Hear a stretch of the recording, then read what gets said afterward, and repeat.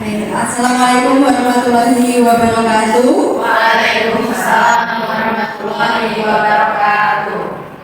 Yang terhormat Ibu Dwi Indah Wijayanti selaku Kepala Sekolah SDN Pelajaran 05 dan yang saya hormati Bapak Ibu Guru SDN Pelajaran 05. Pertama-tama marilah kita panjatkan puji syukur kehadirat Allah Subhanahu wa taala di mana telah melimpahkan nikmat kesehatan kepada kita semua sehingga kita bisa melakukan acara yang langka ya.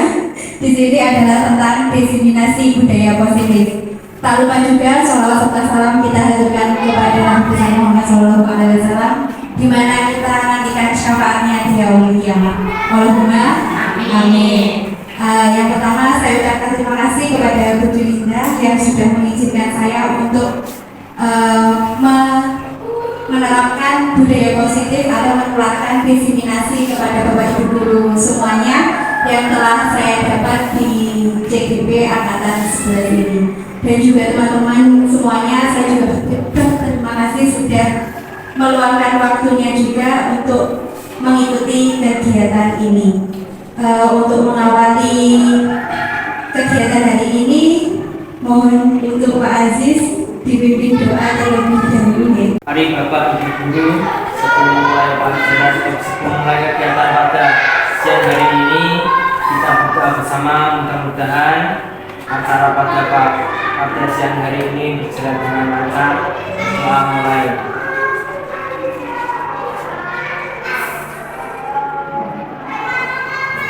Doa selesai. Terima kasih Pak Aziz atas pimpinan doanya. Sekarang kita masuk di aksi nyata diseminasi budaya positif. Di sini saya mengambil modul 1.4 sampai di sini tentang budaya positif, di mana salah satu tugasnya adalah diseminasi. Apa itu diseminasi? Yaitu menularkan atau menyebarluaskan kepada teman-teman guru di dalam satu lembaga. Selanjutnya,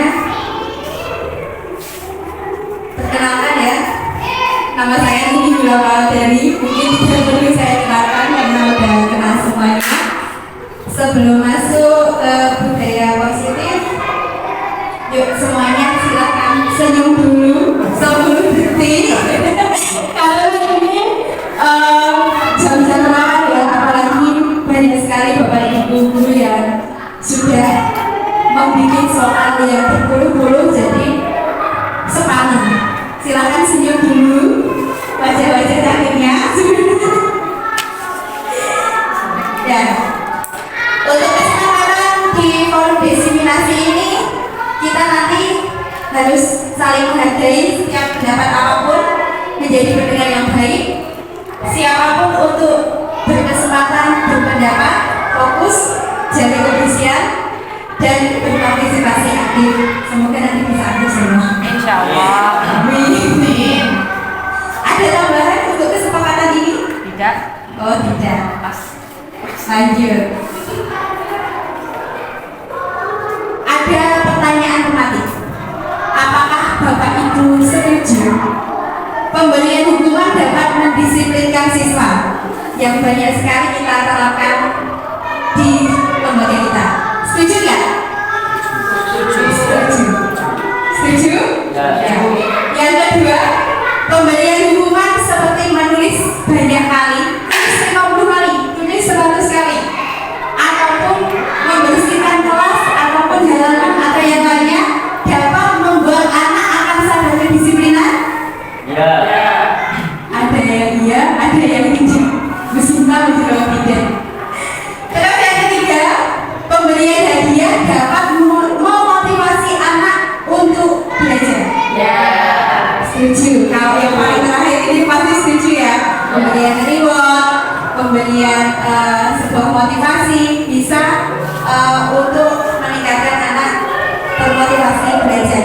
Berarti kalau hukuman itu bisa mendisiplinkan siswa itu berarti kebanyakan setuju ya. Lanjut. Nah, disiplin positif ini tuh menyadarkan anak untuk menjadi seseorang yang disiplin tanpa paksaan. Jadi kita akan membahas mengenai disiplin positif, yaitu seorang guru yang baik harus memiliki kemampuan dalam mewujudkan budaya positif di sekolah.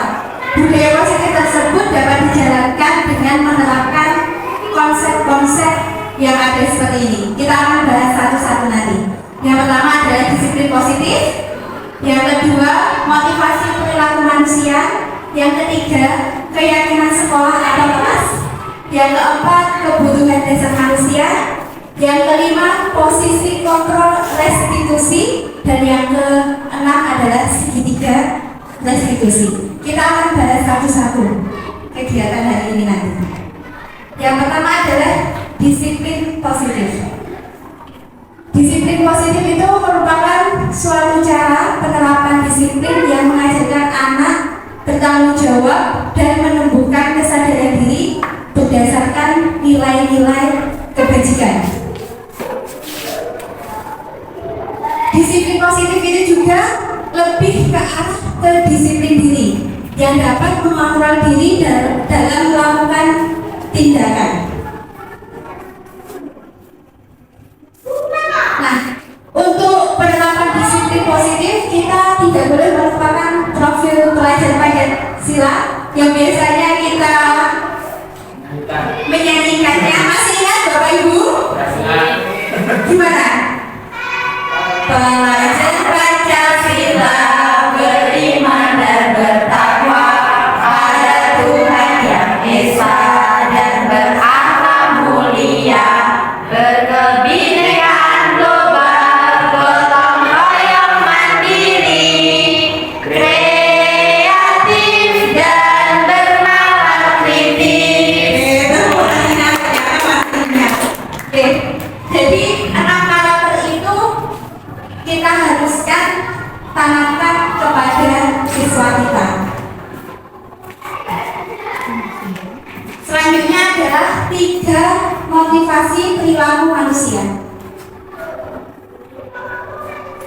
Jadi motivasi perilaku manusia itu mereka itu melakukan kedisiplinan itu biasanya untuk menghindari ketidaknyamanan atau hukuman. Jadi biasanya anak-anak itu melakukan hal ini, umpamanya sekarang kan kita tidak untuk itu ya betul, memakai sepatu, harus memakai sepatu.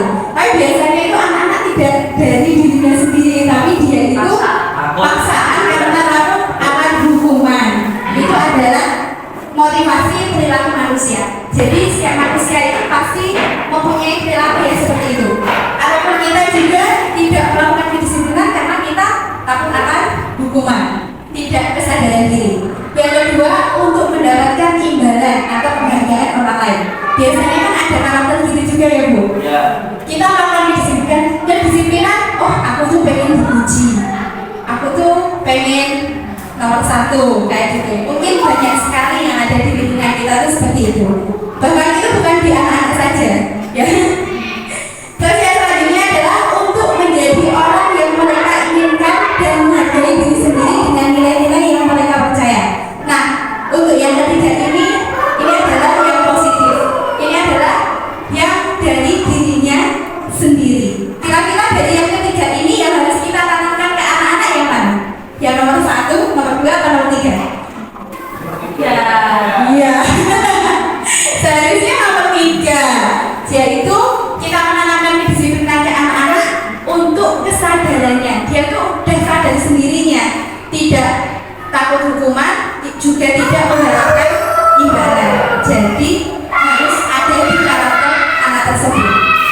Itu adalah motivasi perilaku manusia yang tidak bisa dihindari Bapak Ibu. Jadi pasti ada 3 itu. Selanjutnya adalah keyakinan sekolah atau kelas. Guru berperan dalam mewujudkan terbentuknya keyakinan sekolah atau kelas dengan adanya kesepakatan antara guru dan murid.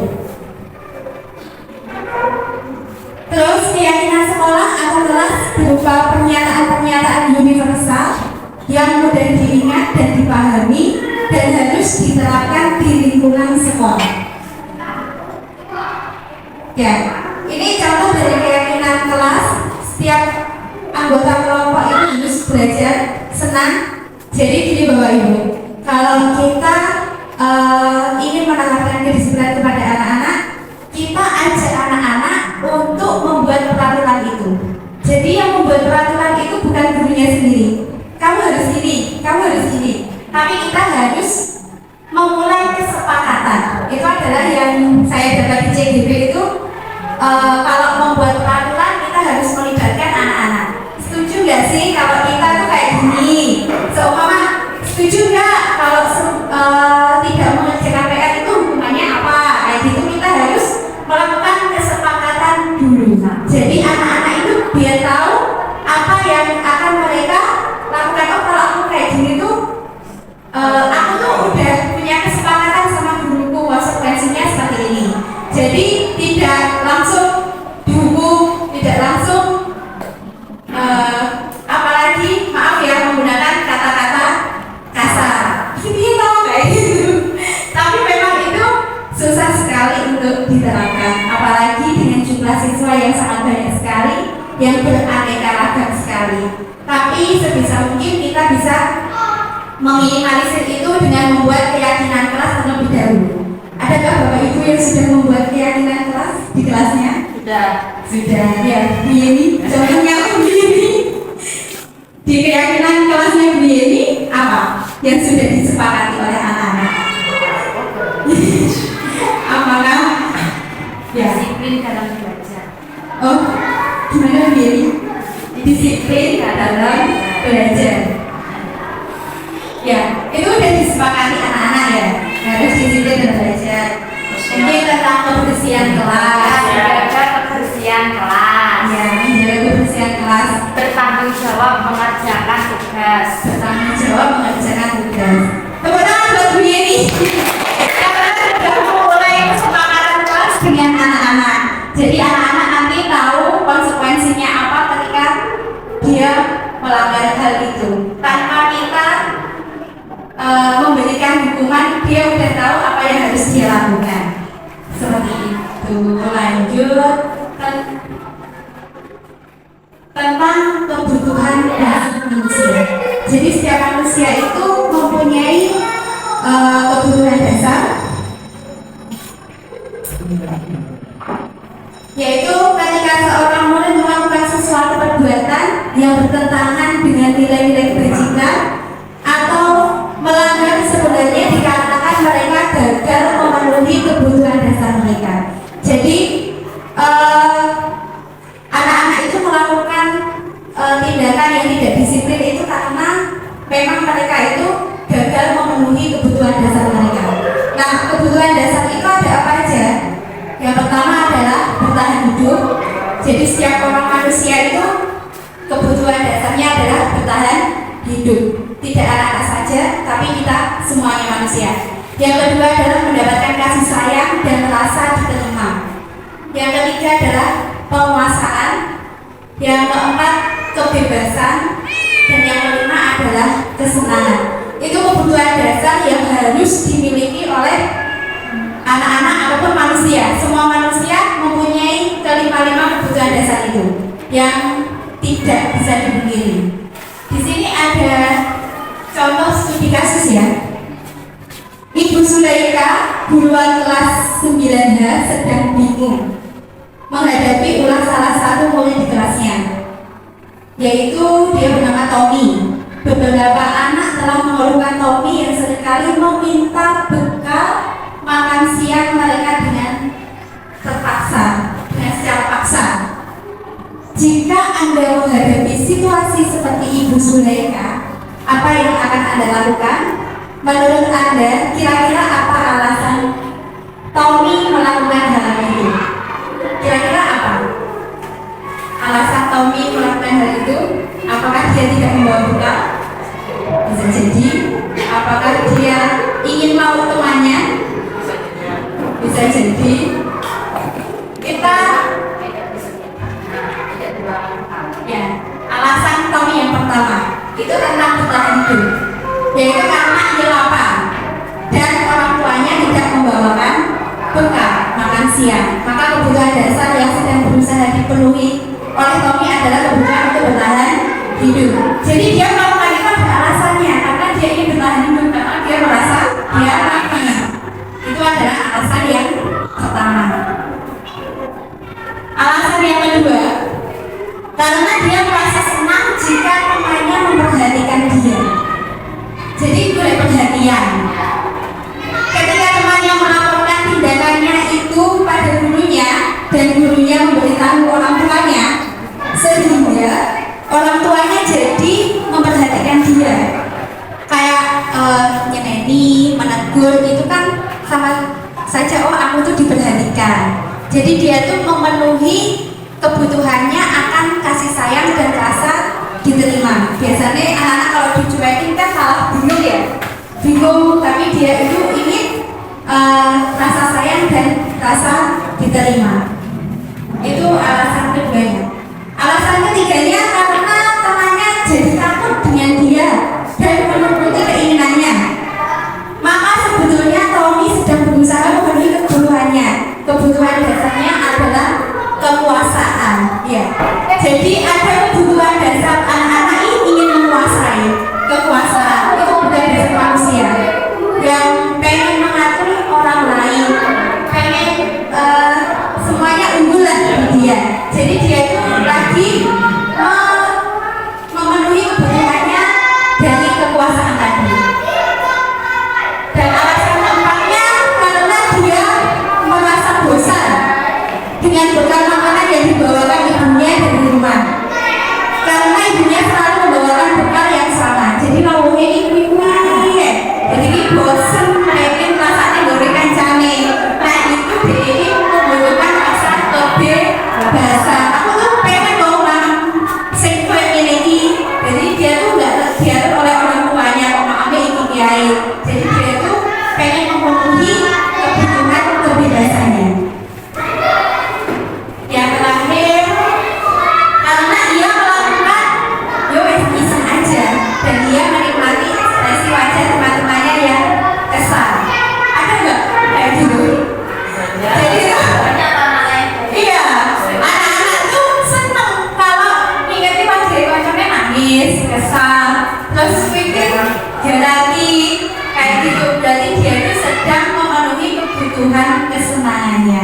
Jadi sebenarnya anak-anak itu melakukan yang menyimpang dari kedisiplinannya itu karena dia ingin memenuhi salah satu dari 5 kebutuhan dasar itu, bertahan hidup atau kesenangan atau kebebasan, kekuasaan. Jadi itu dia tuh ingin memenuhinya.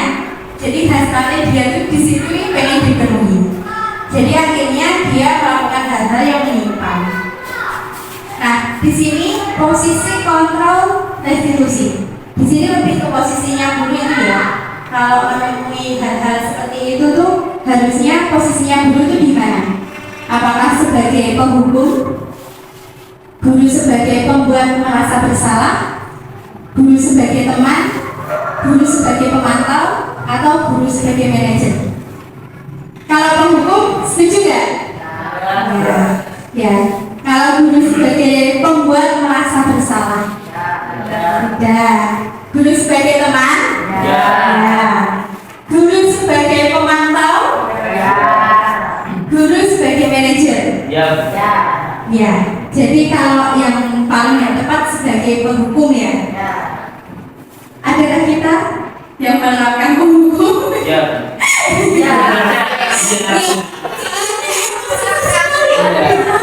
Ya.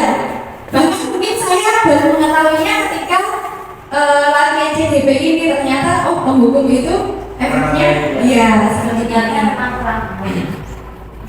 Nah, ini contoh-contoh penghukum ya, seperti menunjuk-nunjuk, menyakiti.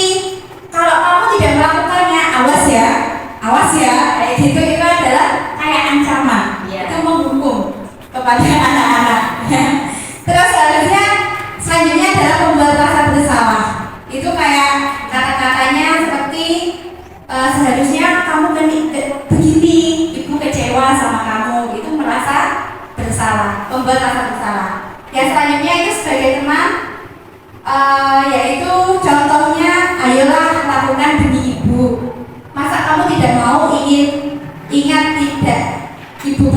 bantu. Ingat nggak pernah ibu bantu kayak kita itu sebagai temannya lah, kata-katanya seperti itu.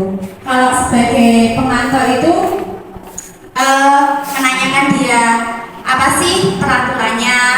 Kalau yang sebagai manajer itu mengajukan pertanyaan-pertanyaan kayak seperti kesepakatan yang sudah kita sepakati tadi, seharusnya kamu gimana? Kalau kamu salah kayak gitu, cara memperbaikinya gimana? Itu adalah sebagai manajer. Jadi biar siswa sendiri itu memikirkan ya apa yang seharusnya dia lakukan. Jadi kita yang nggak menyuruh, dia mikir sendiri seharusnya untuk memperbaiki permasalahan ini tuh apa yang harus dia lakukan. Itu adalah posisi guru sebagai manajer. Tapi kadang susah ya Bapak Ibu untuk menyadarkan situasi seperti itu. Langsung hukum ya. Langsung hukum. Nah, posisi kontrol restitusi itu di antara kelimanya adalah yang paling baik adalah seorang guru menguasai posisi kontrol sebagai manajer. Jadi kita mengarahkan ke mereka agar mereka sadar akan tingkah lakunya yang tidak baik dan juga mengarahkan dia agar memperbaiki kesalahannya itu sesuai dengan pemikirannya tanpa paksaan dari kita. Gitu. Selanjutnya adalah sebagai manajer itu guru dapat membuat sesuatu bersama murid, mempersilahkan murid bertanggung jawab dan mendukung murid agar dapat menemukan solusi. Jadi kita mengajarkan anak-anak untuk menemukan solusinya dan yang menentukan solusi itu anak-anak sendiri. Kita memantau saja apa yang akan dilakukan anak-anak. Tapi memang itu tidak mudah. Kalau kita kan karakter siswa kan banyak sekali ya. Selain itu posisi manajer itu juga mengacu pada restitusi yang dapat menjadikan murid sebagai manajer bagi dirinya sendiri sehingga dapat tercipta identitas positif pada murid. Jadi semua murid itu mempunyai sifat negatif Bapak Ibu. Tapi bagaimana caranya kita untuk meminimalisir sikap negatif itu akan menjadi sikap-sikap yang positifnya yang tampak. Dan gak semua anak itu mempunyai sikap negatif terus. Sebenarnya ada sisi positifnya. Contohnya mungkin kayak Kenji, itu ada negatifnya, tapi sebenarnya di dalam hatinya itu ada positifnya juga. Tapi kita belum tahu itu di dalamnya itu apa positifnya dia. Sedangkan menggali karakter itu butuh waktu. Sedangkan banyak sekali teman-temannya juga yang mungkin yang tampak itu banyak negatifnya. Jadi kita harus mengarahkannya ke positif walaupun itu tidak mudah. Nah, dari sikap manajer itu tadi kita bisa menerapkan segitiga restitusi. Di mana segitiga restitusi itu langkah-langkah agar kita menjadi guru sebagai seorang manajer.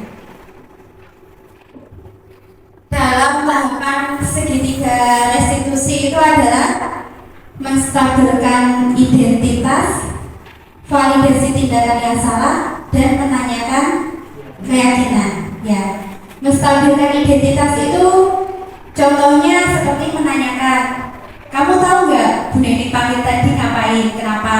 Jadi itu dia itu menggali sendiri. Oh, aku melakukan ini Bu, kesalahan Bu. Jadi dia itu menjawab sendiri. Sebentar, kayaknya ada lanjutan. Menstabilkan identitas. Berbuat salah itu hal yang manusiawi. Tidak ada manusia yang sempurna. Kita pasti bisa menyelesaikan permasalahan ini. Dan ini adalah contoh kata-kata yang bisa kita lontarkan kepada anak-anak tentang menstabilkan identitas. Maksudnya memberikan penguatan kepada anak-anak itu kesalahan ini manusiawi. Semua orang pasti bisa berbuat salah. Bapak Ibu tidak tertarik untuk mencari tahu siapa yang benar, siapa yang salah. Bapak Ibu lebih tertarik untuk menyelesaikan masalah. Kalau kamu menyalahkan dirimu sendiri terus-menerus, apakah kamu bersikap baik pada dirimu sendiri? Ini adalah contoh kata-kata dalam menstabilkan identitas. Apa sudah pernah Bapak Ibu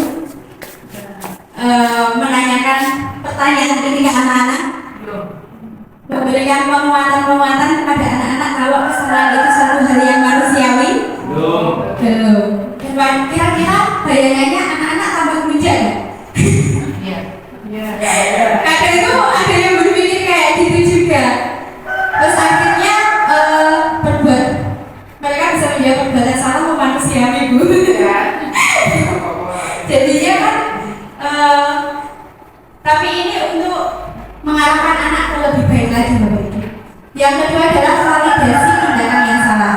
Contohnya itu validasi tindakan yang salah dilakukan berdasarkan prinsip bahwa setiap perilaku berupaya memenuhi suatu kebutuhan tertentu, sehingga guru atau orang tua akan bergeser dari pemikiran stimulus respon menjadi proaktif, serta akan lebih mengenali dan mengakui kebutuhan murid atau anak-anak.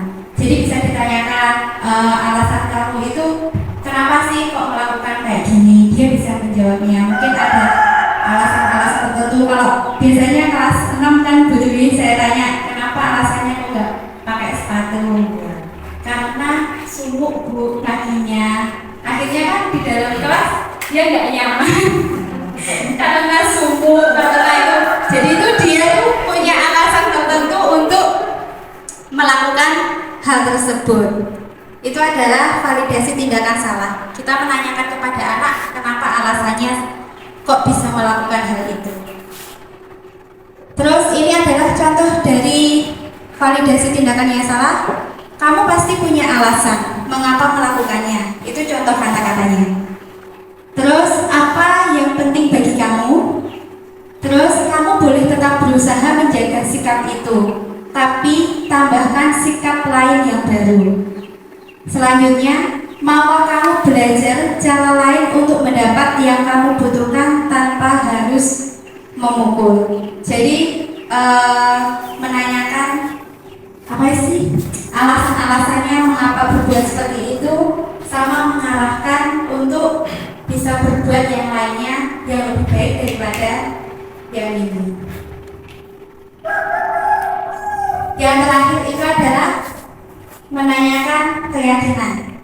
Menanyakan keyakinan itu dilakukan dengan memberi pertanyaan-pertanyaan bermakna kepada murid atau anak untuk memunculkan motivasi secara intrinsik sehingga mampu mengaitkan keyakinannya dengan tindakan yang salah. Contohnya, contoh kata-katanya seperti apa nilai yang kita percaya di sekolah kita, seperti apa kesepakatan yang sudah kita buat sih, itu menanyakan keyakinan. Nilai-nilai apa yang telah kita sepakati, kelas yang ideal itu seperti apa, itu contoh-contohnya. Kamu ingin jadi anak seperti apa? Apa yang kamu rasakan ketika kamu melakukan itu? Kamu jadi orang yang seperti apa? Terus ketika kamu melakukan kesalahan itu, untuk memperbaikinya itu seperti apa? Jadi untuk intinya, untuk meningkatkan kedisiplinan anak itu caranya yang tiga tadi, segitiga restitusi, yaitu validasi tindakan yang menanyakan, yang memberitahu kalau setiap manusia itu pasti mempunyai sifat kesalahan. Yang kedua itu apa tadi? Saya kok ya, validasi tindakan yang salah. Terus yang ketiga adalah menanyakan keyakinan. Jadi intinya kita buang rasa marah-marah, terus berkata kasar, penghukum. Kita sebisa mungkin meminimalisir itu untuk menerapkan segitiga restitusi ini untuk meningkatkan kedisiplinan anak tanpa harus melukai hatinya. Semoga kita bisa menerapkan ini ya Bapak Ibu. Insyaallah. Ya, yang sudah dibahas tadi ya tentang disiplin positif, dan puncaknya adalah di segitiga restitusi. Bagaimana segitiga restitusi ini kita terapkan kepada anak-anak, dan kita sebagai guru harus menjadi posisi kontrol sebagai apa tadi? Manajer. Iya, sebagai manajer, bukan sebagai penghukum. Ya, itu jadi apa yang kita terapkan yang dulu-dulu mungkin kita revisi lagi yang sudah kita dapatkan mengenai disiplin positif ini, yaitu intinya kita sebagai guru harus sebagai manajer, dan juga kita menerapkan segitiga restitusi. Yang pertama tadi apa? Sudah ingat ya? Validasi tindakan, dan terus Validasi tindakan. Hah? Ya, validasi tindakan yang salah, terus Ya. menanyakan keyakinan. Jadi sudah ada gambaran Bapak Ibu kalau mamanya anak-anak melakukan kesalahan apa yang harus kita lakukan? Apakah masih menjadi penghukum? Ya. Semoga tidak ya. Jadi sedikit demi sedikit kita hilangkan kita sebagai penghukum, tapi kita menjadi guru, di mana menjadi posisi guru sebagai manajer, dan bisa menerapkan segitiga restitusi untuk anak-anak yang memang kedisiplinannya kurang. Memang itu nggak mudah ya, apalagi di dalam kelasnya itu banyak sekali, apalagi Bu Sis yang masih unyu-unyu kecil-kecil itu. Anak-anak yang kecil itu kan susah untuk diajak komunikasi juga. Cara dia menyadari atas kesalahannya, kadang egoisnya itu lebih tinggi, lebih menyalahkan, lebih membenarkan dirinya sendiri. Aku melakukan ini tuh karena dia yang salah duluan, seperti itu. Jadi kita semoga bisa menerapkan segitiga restitusi ini. Ya, sudah. Itu yang dapat saya sampaikan mengenai aksi nyata diseminasi budaya positif. Semoga apa yang saya sampaikan ini bisa bermanfaat untuk Bapak Ibu semuanya, dan juga bermanfaat untuk kemajuan SD kita, SDN Pajajaran kelas 5, dan untuk semoga siswa-siswi SD Pajajaran kelas 5 bisa meningkatkan kedisiplinannya dengan cara budaya positif yang akan kita terapkan. Terima kasih. Untuk mengakhiri hari ini, Pak Aziz mau dibimbing berdoa, atau saya saja juga nggak apa-apa. Saya saja untuk mengakhiri kegiatan hari ini, marilah kita berdoa sesuai dengan agama masing-masing. Doa mulai.